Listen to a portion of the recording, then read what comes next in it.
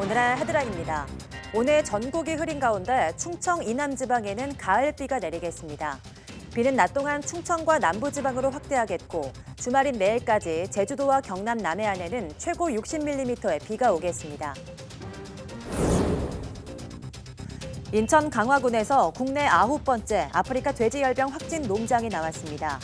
특히 강화군에서는 나흘 사이 확진 농장이 5곳이나 나와 강화군과 경기 북부 지역의 방역 상태가 확산 여부의 1차 고비가 될 것으로 보고 있습니다. 스마트폰을 활용한 모바일 운전면허증이 내년 도입됩니다.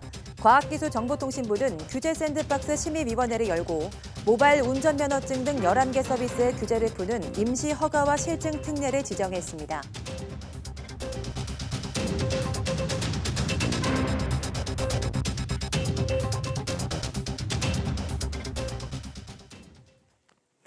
여러분 안녕하십니까? 9월 27일 사이언스 투데이입니다.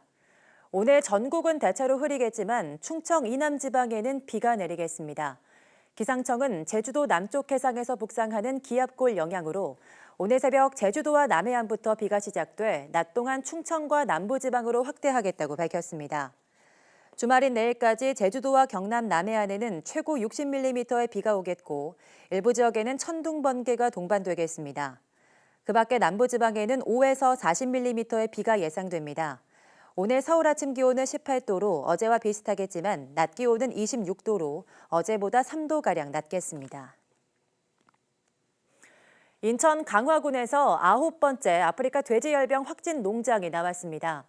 농림축산식품부는 어제 어린 돼지 1마리가 폐사했다며 의심 신고를 한 인천 강화군 하전면 돼지 농장에 대해 정밀 검사를 한 결과 최종 양성으로 판정됐다고 밝혔습니다.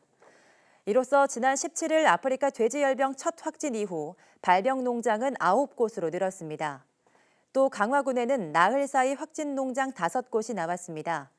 반면 어제 오후 의심 신고를 접수했던 경기도 양주시 은현면의 농장은 최종 음성으로 확인됐습니다. 그럼 김현수 농림축산식품부 장관의 말 직접 들어보겠습니다. 어제 강화군에서 아프리카 돼지열병이 한 건 추가로 발생하였습니다. 확진된 9건 중 5건이 강화입니다. 강화군의 특단의 조치가 필요합니다. 아직까지 경기 북부 권역에서만 발생하고 있습니다만 엄중한 상황입니다. 모든 지자체는 1%라도 방역에 도움이 된다면 무엇이든 실행한다는 각오로 방역에 임해 주시기 바랍니다. 최근 인천 강화도에서만 아프리카 돼지열병 확진 농가가 5곳이 잇따라 나왔습니다. 강화도 전체가 뚫리는 게 아닌지 우려가 커지고 있는데 강화도에서 집중적으로 발생하는 이유가 있는지 황선욱 기자가 짚어봤습니다.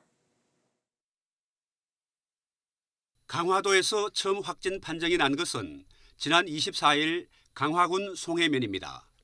이어 25일 불원면, 26일 삼산면 등에서 확진 농가가 잇따라 나왔습니다.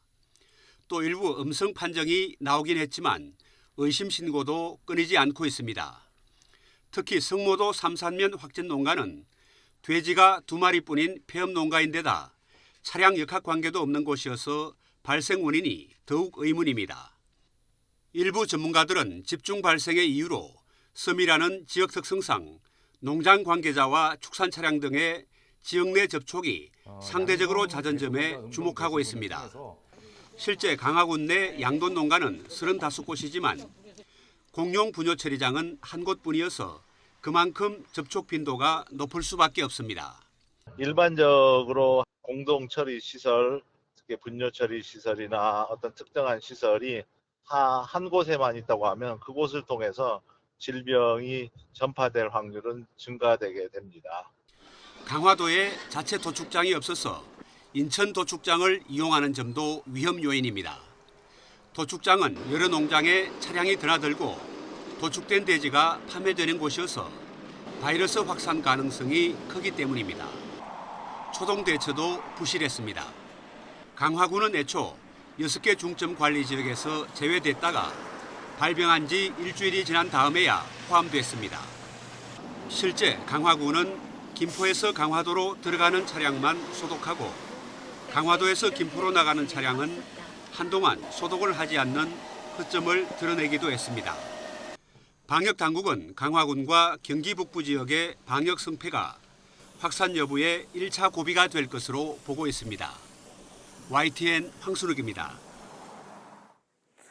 계속해서 아프리카 돼지열병 확산세가 진정 기미를 보이지 않고 있는데요. 정부가 최고 수준의 방역 작업을 진행하고 있다고 밝혔지만 거점 소독 시설이나 사람들이 많이 모이는 축제장에서 방역에 구멍 뚫린 곳이 쉽게 발견됐습니다. 이상공 기자입니다. 경기도 파주에서 양주로 진입하는 도로에 마련된 방역 시설입니다. 그런데 일부 차들이 소독약이 나오는 시설물을 피해 중앙선을 넘어갑니다. 모든 차가 소독 대상이지만 지켜지지 않는 겁니다. 법규를 위반하면 가면서까지 그 방역대를 피해서 간다는 거는 도저히 이해가 안 가고, 자기 하나 편하자고 해가지고 그런 걸 위반한다 그러면은 그 돼지열병 그 확산되는 걸 어떻게 막고. 거점 소독시설에서도 빈틈이 발견됐습니다. 소독시설에 들어간 한 운전자는 문을 닫지 않은 채 방명록만 작성하고 나옵니다. 문이 열려 있다 보니 소독장치는 아예 작동하지 않습니다. 두 발을 모두 담가야 하는 소독발판도 한 발만 담그는 사람이 대부분이고 아예 발판을 뛰어넘는 사람도 있습니다. 밟았는데? 밟은 것 같은데? 그래요? 아닌가요? 많은 사람이 모이는 축제장도 찾아가 방역 상황을 점검해봤습니다. 축제장 내부와 연결된 통로입니다. 사람들이 드나드는 곳이지만 소독시설은 찾아볼 수 없습니다. 돼지열병 예방 홍보 현수막은 축제 시설물에 가려졌고 방역 활동에 협조해달라는 안내문은 땅바닥에 처박혀 있습니다. 소독발판이 깔린 출입로도 있었지만 일부 관계자들은 다른 통로를 만들어 사용하고 있었습니다. 돼지 사육 농민들은 뚫리면 죽는다는 각오로 아프리카 돼지열병 차단에 온 힘을 쏟고 있습니다. 전국에서 가장 많은 돼지를 사육하는 충남에서도 매뉴얼을 뛰어넘는 신속하고 단호한 방역을 강조하고 있지만 방역 현장 곳곳에서는 빈틈이 발견되고 있습니다. YTN 이상곤입니다. 농촌진흥청은 아프리카 돼지열병 백신 개발을 위해 국제축산연구소 베트남 사무소와 함께 다음 달부터 2021년까지 관련 실험과 조사를 진행한다고 밝혔습니다.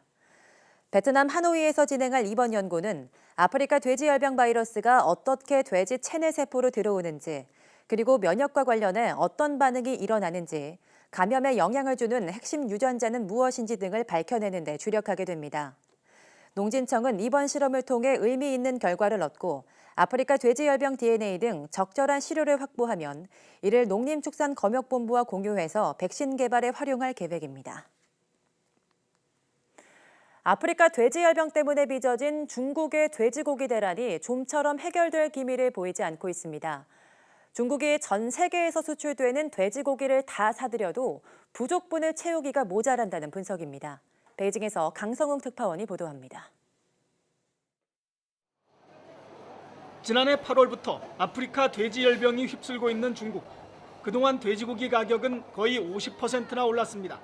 돼지 사육 두수가 1억 5천만 마리 정도 줄면서 돼지고기 공급량이 급감했기 때문입니다.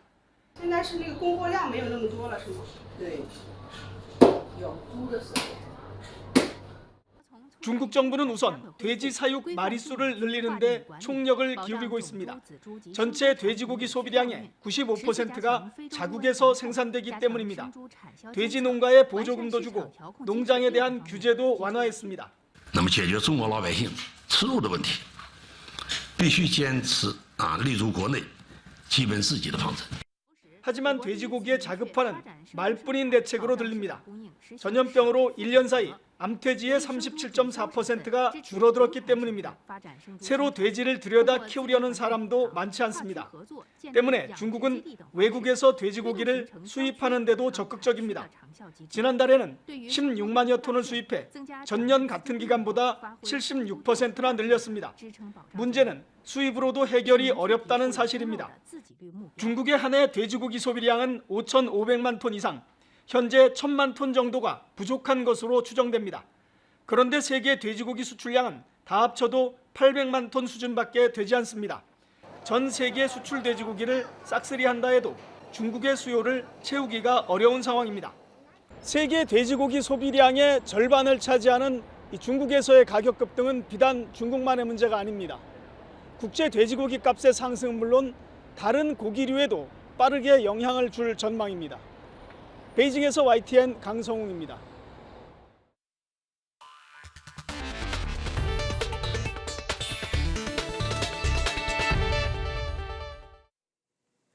기존의 운전면허증을 스마트폰에 넣고 다니는 모바일 운전면허증이 출시됩니다. 또 현재 택시에서 사용하는 기계식 미터기를 대신할 GPS 기반의 앱 미터기도 도입 예정입니다. 이혜리 기자입니다. 주민등록증과 함께 신분증으로 사용되는 운전면허증이 스마트폰 안으로 들어옵니다. 이동통신사의 모바일 본인인증 서비스를 거치기만 하면 사용하고 있는 운전면허증이 스마트폰으로 발급되는 겁니다. 렌터카를 빌리거나 술을 살 때처럼 신원 확인이 필요한 상황에서 간편하게 쓸 수 있습니다. 운전면허증 분실을 방지하고 개인신분 확인 관련 다양한 부가 서비스 제공이 확대될 것으로 기대됩니다. 현행법에는 모바일 운전면허증과 관련한 규정이 없어 이를 내놓지 못했지만 제품과 서비스의 출시를 일시적으로 허용하는 규제 샌드박스 임시 허가 제도를 통해 가능하게 됐습니다. 모바일 운전면허증은 개인정보 유출 방지 등을 위한 시스템이 갖추어지면 내년쯤 사용이 가능할 것으로 보입니다. 승객의 이동 거리를 GPS로 파악해 요금을 매기는 GPS 기반 앱 미터기도 올해 안에 출시됩니다. 사실 요금 개정이나 있을 때마다 이제 개별적으로 업데이트를 해서 사회적인 낭비가 심했던 부분을 이제 원격으로 이제 요금을 제어할 수 있는 부분이 있기 때문에 저희가 런칭하는 건 11월 이내로 생각을 하고 있고요. 이 밖에 본인 인증 코드를 활용한 모바일 환전 서비스와 원격 제어 누전 차단기 등도 규제가 풀렸습니다. 지금까지 ICT 규제 샌드박스 제도를 통해 처리된 과제는 모두 78건. 정부는 오는 11월에도 심의위원회를 열어 다양한 혁신 서비스가 시장에 나올 수 있도록 하겠다는 계획입니다. YTN 사이언스 이혜리입니다.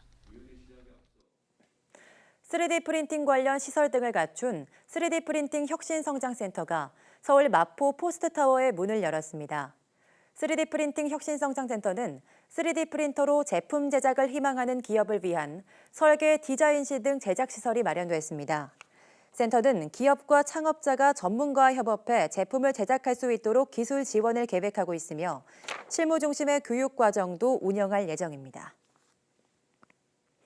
국제우주정거장에 체류한 아랍권 우주인 등 3명의 우주인을 태운 러시아 소유스 우주선이 카자흐스탄 우주기지에서 성공적으로 발사됐습니다. 유인 우주선 소유스 MS-50는 바이코노르 우주기지에서 발사됐으며 지구를 4바퀴 돌아 국제우주정거장에 도킹할 예정입니다. 우주선에는 러시아 우주인 올렉 스크리포치카, 미국 우주인 제시카 메이어, 아랍에미리트 우주인 하자 알만소리 등 3명이 탑승했습니다. 군 조종사 출신으로 아랍에미리트 최초의 우주정거장 방문자가 될 알만소리는 국제우주정거장에서 8일간 머물러 동료 우주인과 과학실험을 수행할 계획입니다.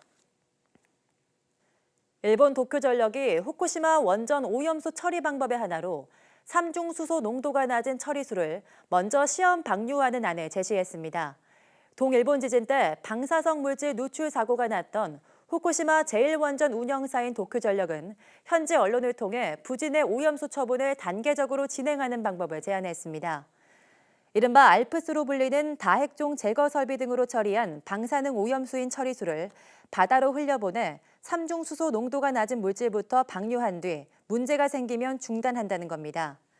도쿄전력은 처리수가 인체에 주는 해가 거의 없다고 주장하지만 후쿠시마 지역 어민들과 한국 등 주변 국가들은 이를 반대하는 입장이라고 현지 언론은 전했습니다. 일본 연구팀이 인간의 유도 만능 줄기세포 iPS를 이용해 간과 췌장 등 복수의 장기를 동시에 만드는 데 성공했다고 NHK 등 일본 언론이 보도했습니다.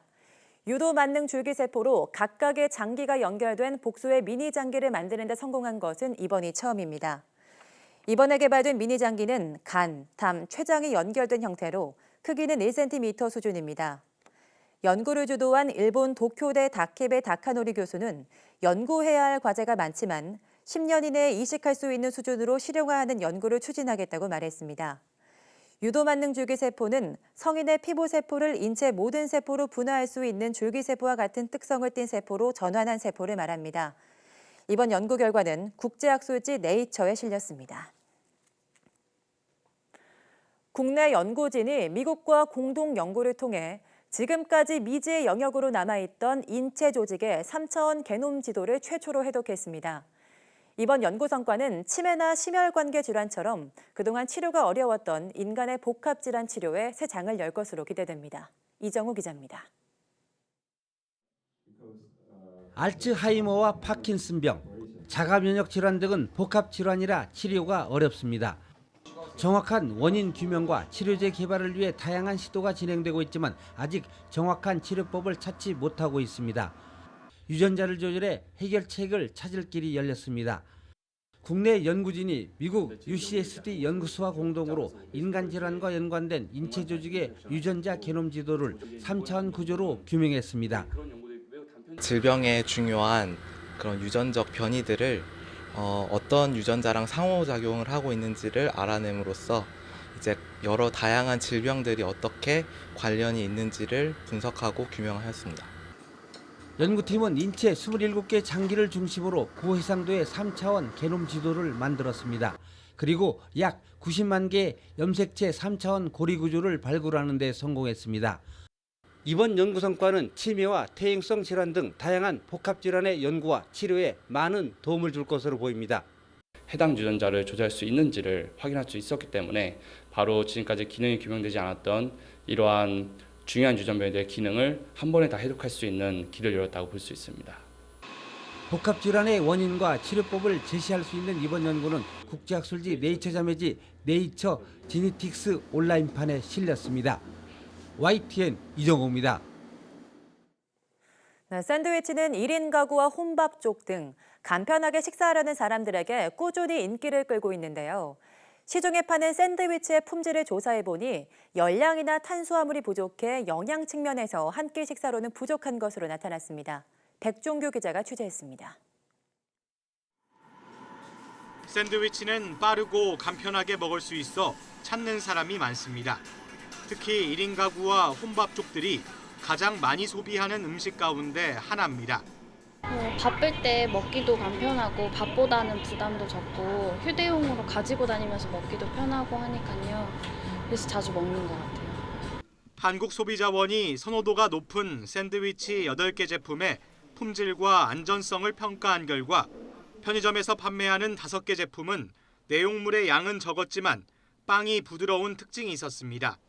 반면 베이커리와 전문점에서 파는 3개 제품은 부드러움이 덜해 삼키기 전까지 씹는 횟수가 많았습니다. 이번에 조사한 8개 샌드위치 제품의 경우에는 미생물과 보존료, 이물 시험 결과 모두 기준에 적합한 것으로 나타나 안정성에는 문제가 없는 것으로 확인됐습니다. 그런데 영양 측면에서는 탄수화물 함량이 낮고 나트륨 함량은 높은 것으로 확인돼 한 끼 식사로는 부족하다는 평가를 받았습니다. 샌드위치 평균 열량은 하루 기준치의 19% 정도였고 영양 성분도 탄수화물이 12%, 단백질 27%, 지방 33%, 당류 7%, 나트륨 42% 수준이었습니다. 특히 열량이 절반 수준이어서 샌드위치를 먹을 때는 채소와 과일, 유제품 등을 함께 섭취해 부족한 영양 성분을 보충하는 게 필요한 것으로 나타났습니다. 다이어트 등을 이유로 해서 이런 샌드위치 제품을 섭취를 하게 되면 열량이나 탄수화물들이 상당히 좀 낮은 편입니다. 그래서 영양 불균형이 일어날 수 있기 때문에 이런 점을 좀 주의해야 될 필요가 있습니다. 소비자원은 이번 조사 과정에서 내용량이 부실한 제품 1개와 영양 성분 표시 함량이 실제와 다른 제품 3개를 발견했고 업체의 문제점을 개선할 것을 통보했습니다. YTN 백종규입니다.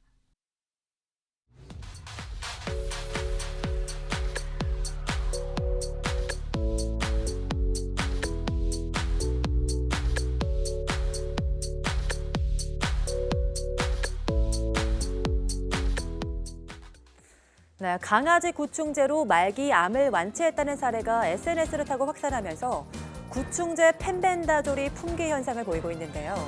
심지어는 이 약을 복용하겠다고 공개적으로 밝힌 개그맨도 있습니다. 하지만 약 자체가 인체 안정성이 확인되지 않아서 부작용이 발생할 우려가 있는 만큼 신중해야 하는데요. 오늘 오후 사이언스 투데이 과학 분석 시간에 취재 기자와 함께 자세히 알아보겠습니다. 모두 많은 시청 바랍니다. 함께해 주신 여러분 고맙습니다.